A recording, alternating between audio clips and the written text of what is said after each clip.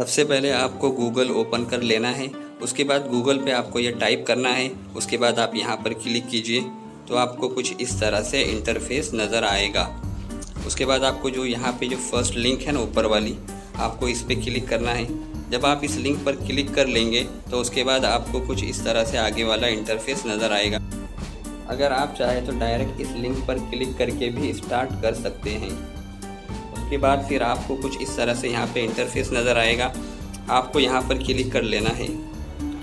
उसके बाद आपके पास 3 ऑप्शंस आ जाएंगे। अगर आपने 10वीं इसी साल दी है तो आपको सबसे ऊपर वाला ऑप्शन चुन लेना है। उसके बाद आपको ये तमाम इन्फॉर्मेशन को पढ़ लेना है और उसके बाद स्क्रॉल डाउन करके नीचे ऑप्शन है आई हैव रीड ऑल, उस पर क्लिक करेंगे तो आपके पास कुछ इस तरह से आएगा। सीट नंबर और मदर्स नेम, आपका जो भी सीट नंबर और मदर नेम होगा आप डालेंगे तो आपके सामने फ़ौरन इस तरह से इंटरफेस आएगा।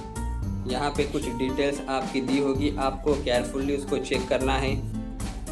उसके बाद आपको 3 चीज़ों का ध्यान रखना है। सबसे पहले आपको अपना मीडियम चेक करना है। यहाँ पे आप अपना मीडियम अच्छे से चेक कर लीजिए, जो भी मीडियम से हैं आपको वो भरना है।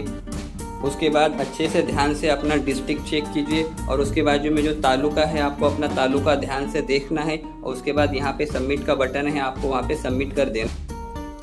सबमिट करने के बाद लास्ट में यहाँ पे ऑप्शन है आपके पास प्रिंट का, तो आपको यहाँ पे प्रिंट निकाल लेना है।